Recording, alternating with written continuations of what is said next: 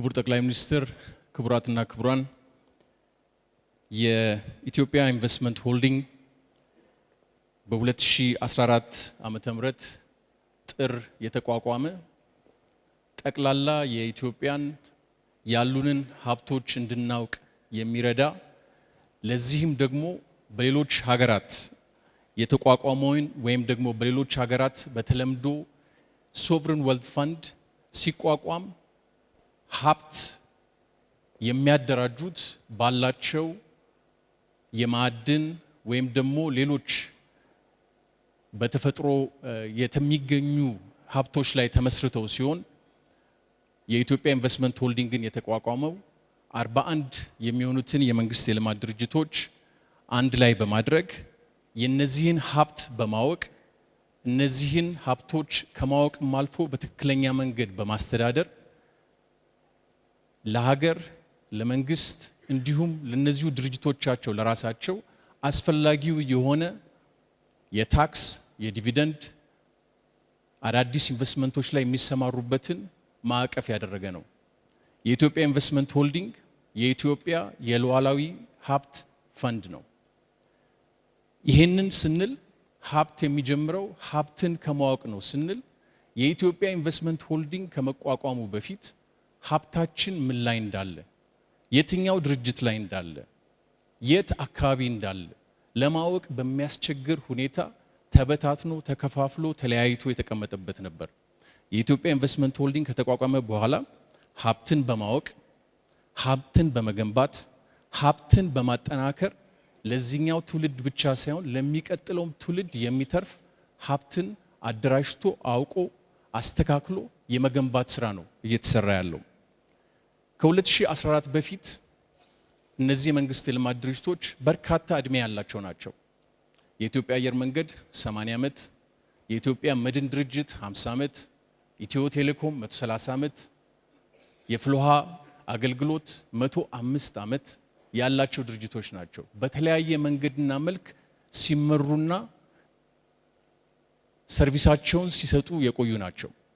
በሶስት ግን ከፍለን ስንመለከተው ከ2014 በፊት የነበሩት ሜጀር ተግዳሮቶች ምንድናቸው ብለን ብንመለከት አንደኛ ከፋይናንስ አኳያ 1/3 የሚሆኑት ዛሬ በኢትዮጵያ ኢንቨስትመንት ሆልዲንግ ስር ያሉ ተቋማት ኪሳራ ውስጥ የነበሩ ናቸው። ሁለተኛ የኦዲት ክምችቶች ኦዲታቸው እንኳን ያለቀው ተቋማት ብዙ ነቀፌታ ዲስክሎዠር ያለባቸው ድርጅቶች ነበሩ። ሌላኛው ካፒታላቸው በስነ ስርዓት ያልተዋቀረ በመሆኑ ካፒታላቸውንም ስለማያውቁ ኢንቨስትመንት ለመሳብ ራሳቸውንም አጠናክረው ወደ ስራ ለመግባት የተቸገሩበት ሁኔታ ላይ ነበር የነበሩት። ኤግዚስተንሳቸውን የራሳቸውን ዘላቂነት የሚገዳደር ብድር ጫና የነበረባቸው ናቸው። ከኮርፖሬት አስተዳደር ጋር ስናይ የባለቤትነት ወይም ደግሞ የአስተዳደር አወቃቀራቸው አስቸጋሪ ከመሆኑ የተነሳ አንድ ውሳኔ ካፒታል ለመጨመር የቦርድ ውሳኔ ለማስፈጸም በርካታ የውሳኔ ሰጪ አካላት ስላሉበት በባለቤትነቱ በማይታወቅ ወይም ደግሞ የውሳኔ አሰጣጡን ረጅም ጊዜ የሚፈጅ አካሄድ ነበር የነበረው። የውሳኔ ሰንሰለቱ ሰፊ ነበር። ኢንቨስትመንትን ብንመለከት ብዙ ድርጅቶቻችን ለኢንቨስትመንት ዝግጁ አልነበሩም። ተወዳዳሪነትን በውስጣቸው ይዘው ወደ ስራ የገቡ አልነበሩም። ከዛም ባለፈ ኢንቨስትመንቶች የሚገቡበት ኢንቨስትመንቶች ጥናት ያልተጠና አዋጭነታቸው የማይታወቅ ከመሆኑ የተነሳ ቅድም ላነሳናቸው የብድር ጫና ጋርጠዋቸው ነበር። ይሄን ለማስተካከል ከ2014 ጀምሮ የኢትዮጵያ ኢንቨስትመንት ሆልዲንግ ከተቋቋመ በኋላ በሁለት መንገድ እነዚህን ድርጅቶች እንደገና አስተካክሎ የመምራትና በባለቤትነት የማስተዳደር ስራ ነው የተሰራው። አንደኛው የፋይናንስ ማዕቀፍ ነው። የፋይናንስ ማዕቀፍ ስንል ምንድነው? ሀብታችንን እንወቅ መጀመሪያ። ሁለተኛው የስትራቴጂ እይታችንን የቀየር ነው። የስትራቴጂ እይታችንን ስንቀይር በሶስት ማዕቀፎች ላይ የተመሰረተ ነው። ዳይቨርሲፋይ፣ ድራይቭ፣ ዴሊቨር። ማስፋት፣ ማስቻል፣ ማሳካት። ማስፋት ስንል ምን ማለት ነው? ዳይቨርሲፋይ ስንል ምን ማለት ነው? የመንግስት የልማት ድርጅቶቻችን የኢትዮጵያ አንበሶች ብቻ እንዲሆኑ አይደለም የምንፈልገው።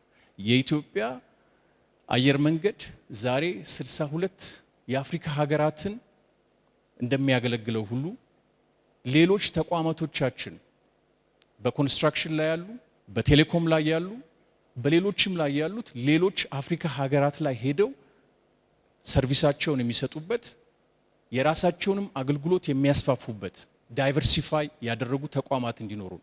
ሁለተኛ ማስቻል ስንል ምንድነው? ድራይቭ ስንል ምንድነው? 41 የሚሆኑት ተቋማት የሁላችንም ላይፍ ላይ ከፍተኛ የሆነ ኢምፓክት አላቸው። ኤአይን የሚተገብር አንድ ተቋም ወይንም ደግሞ ቴክኖሎጂን የሚተገብር አንድ ተቋም በአጠቃላይ አገሪቷ ውስጥ ያለውን የቴክኖሎጂ ትግበራ ድጋፍ ይሰጣል። ፔፐርለስ አክቲቪቲ ወይም ደግሞ ያለ ወረቀት ሰርቪስ መስጠት የሚጀምር አንድ ተቋም ሁላችንም ኢትዮጵያውያንን የሚደግፍ አዲስ አተገባበር ስለሚያመጣ ለውጥን ድራይቭ ማድረግ ይችላል። ሶስተኛው ማሳካት ነው፣ ዴሊቨር ማድረግ ነው። እነዚህ ተቋማት የህዝብ ናቸው። እኛ የምናስተዳድረው ባደራ ነው። ዞሮ ዞሮ ለባለቤቱ ትርፍ መከፈል አለበት። ስለዚህ ዴሊቨር ስንል ምንድነው? አሁን ዛሬ ከምንከፍለው ዲቪደንድ፣ አሁን ዛሬ ከምንከፍለው ታክስ፣ አሁን ዛሬ ከምናደርገው ኢንቨስትመንት የበለጠ ዴሊቨር ማድረግ አለብን። እነዚህ ሶስት የስትራቴጂ ማዕቀፎች ላይ ተመስርተን ነው ከ2014 ጀምሮ በኢትዮጵያ ኢንቨስትመንት ሆልዲንግ ስራዎችን ስንሰራ የነበረው። እንግዲህ እነዚህን ማዕቀፎች ከዘረጋን በኋላ ምንድናቸው የተወሰዱ ዋና ዋና እርምጃዎች ብለን ብንመለከት ዘመናዊ የባለቤትነትን አስተዳደር ስርዓት መዘርጋት ነው። ባለቤት የኢትዮጵያ ኢንቨስትመንት ሆልዲንግ እንደ ተቆጣጣሪ ባለስልጣን ሳይሆን እንደ ባለቤት ሆኖ የኢትዮጵያን ሕዝብና መንግስት ወክሎ እንደ ባለቤት ሆኖ ነው የሚያስተዳድረው። ይህ ራሱን የቻለ የተለየ እይታ ነው ያመጣው። እንደ ባለቤት ከሆነ የወደቀው፣ የተሰበረው፣ የጠፋው እንደ ባለቤት ይቆረቁረኛል። እንደ ባለቤት አድርጌ ሳስተዳድር፣ እንደ ባለቤት አድርጌ ስመለከት ለውጡ በአጭር ጊዜ እንዲመጣ ፍላጎት ይኖረኛል። ስለዚህ ይሄ ረዥም የነበረው የውሳኔ አሰጣጥ አጠር ብሎ በተቆጣጣሪነት መንፈስ ሳይሆን በባለቤትነት መንፈስ ማስተዳደር የሚለውን ወደ ትግበራ አስገብተናል። ዓለም አቀፍ የኮርፖሬት አስተዳደርን እንደዚሁ ተግብረናል። የኦዲት ችግር የነበረባቸውን በርካታ ተቋማት እንደዚሁ ፈተናል። የስራ አመራርን ማጠናከር በተለይ በሲኢኦ ሌቭል ያሉትን ቦርድ ላይ ያሉትን አስፈላጊው ለውጦች በማድረግ ጠንካራ የሆነ የአስተዳደርና ጠንካራ የሆነ የስራ አመራር ስርዓትን ዘርግተናል። ዓለም አቀፍ የፋይናንስ መርሆችን አይኤፍአርኤስ ያልተገበሩ ተቋማትን አይኤፍአርኤስ እንዲተገብሩ አድርገናል። ሌላው እያንዳንዱ ተቋማት ኢንቨስትመንት በሚያደርጉበት ወቅት ይህ ኢንቨስትመንት አዋጭነቱ ተጠንቶ ገንዘቡ ከየት እንደሚመጣ ብድር ከሆነ አከፋፈሉ ምን እንደሚመስል ተጠንቶ እንዲተገበር ማድረግ ችለናል። ይህንን ስናደርግ ምንድነው የተገኘው ለውጥ? ምንድነው የተገኘው ልዩ ነገር ብለን በምናይበት ወቅት ከገቢና ከትርፍ አኳያ እንመልከት። ከ2014 ጀምሮ አጠቃላይ አመታዊ ገቢ ከ704 ቢሊዮን ወደ 2.1 ትሪሊዮን ማደግ ችሏል። ትርፋማነት ባለፉት 4 ዓመታት 50% በአማካይ ማደግ ችሏል። በዚህ 6 ወር ውስጥ ብቻ ሁልጊዜ ኪሳራ ውስጥ እንዳለ የሚነገርለት የኢትዮጵያ ኤሌክትሪክ ኃይል ለመጀመሪያ ጊዜ 2.1 ቢሊዮን ብር ማትረፍ ችሏል። በዚህ 6 ወር ውስጥ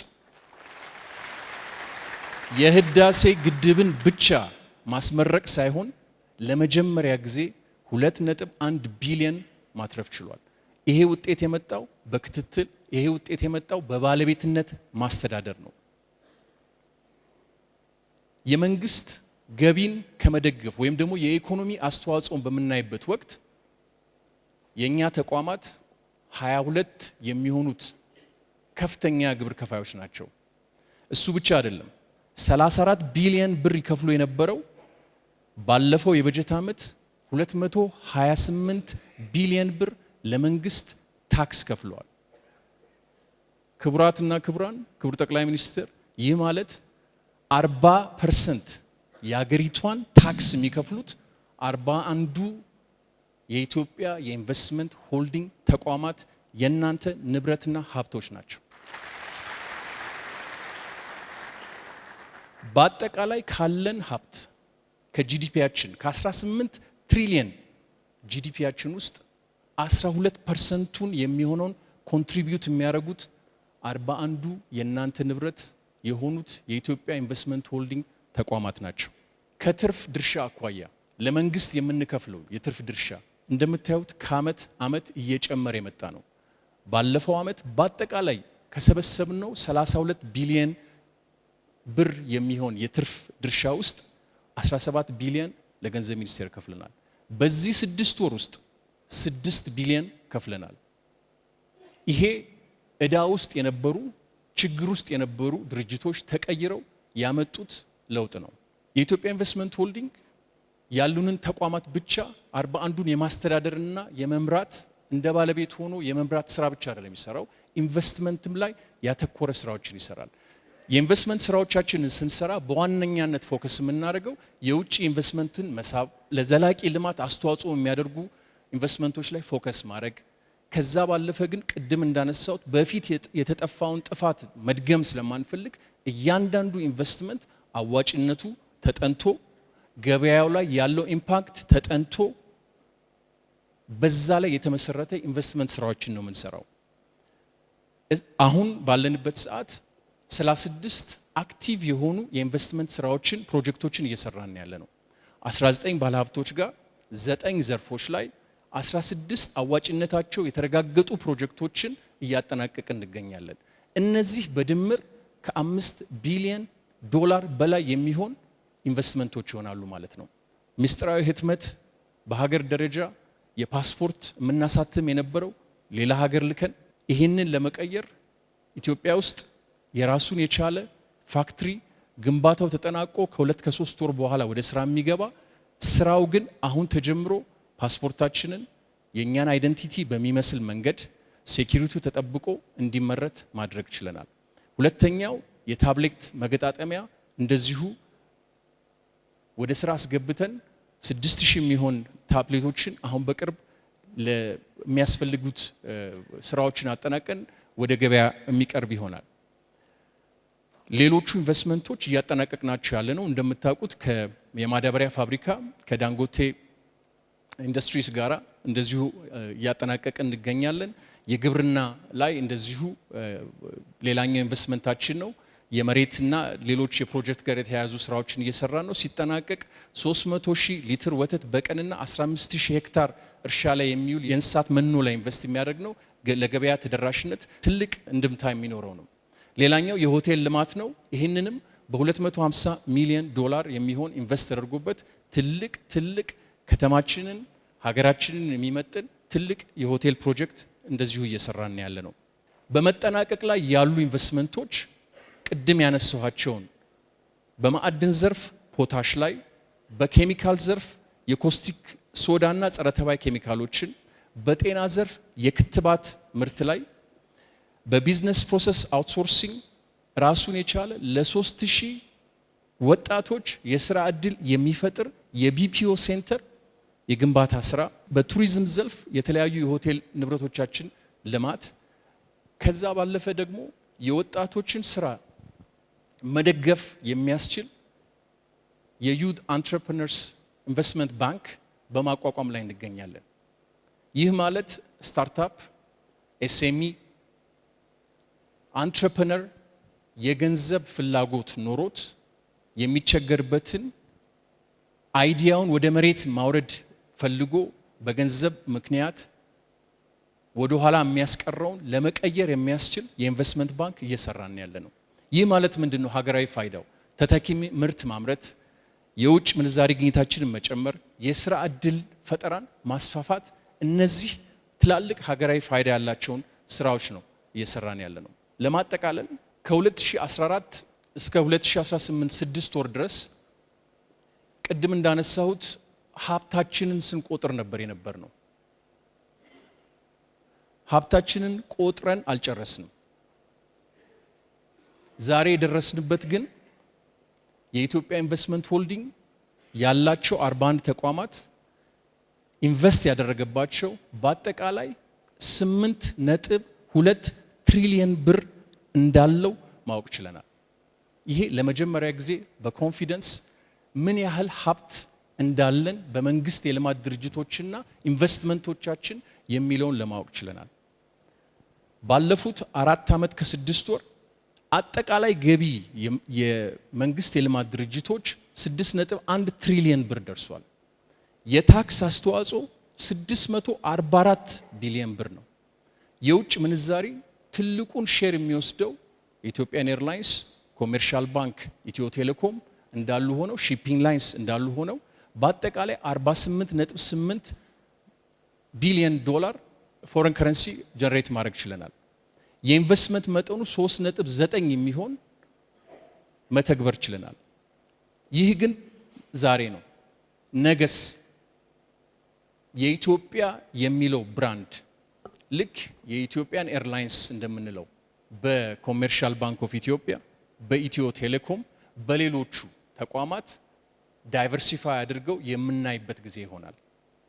ሁለተኛው ሜጋ ኤርፖርታችን የዛሬ ሳምንት ኢናጉሬት የተደረገው ግራውንድ ብሬኪንግ የተደረገው ተጠናቆ በአፍሪካ ትልቁ ኤርፖርት 60 ሚሊዮን ፓሴንጀርስ የመጀመሪያው ፌዝ፣ በሁለተኛው ፌዝ ሲጠናቀቅ 100 ሚሊዮን ፓሴንጀርስ የምናስተናግድበት ኤርፖርት የሚጠናቀቅበት ይሆናል። ሶስተኛው ዛሬም የምስራቅ አፍሪካ የኃይል ባንክ ነን፣ ግን የቀሩ የኃይል ፕሮጀክቶቻችንን ጨርሰን የኢትዮጵያ የአፍሪካ የፓወር ባንክ እንደሆነች የምናረጋግጥበት ጊዜ ይሆናል። ግዙፉ የሀገር ውስጥ ማዳበሪያ ፋብሪካ እንደዚሁ ተጠናቆ ወደ ስራ የሚገባበት ይሆናል። ሌላኛው የኢትዮጵያ ኢንቨስትመንት ሆልዲንግ ጠቅላላ አመታዊ ገቢ አሁን ካለበት 5 ትሪሊየን ብር እንደሚደርስ ከዛም ባለፈ ለመንግስት የምንከፍለው ዲቪደንድ 100 ቢሊዮን ብር የሚደርስበትን ተንብየናል። በአጠቃላይ ግን ይህን ሁሉ ንብረቶች እነዚህን ሁሉ ንብረቶች በሚቀጥለው 5 ዓመታት ውስጥ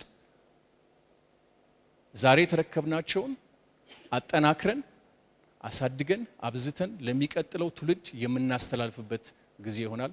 አመሰግናለሁ።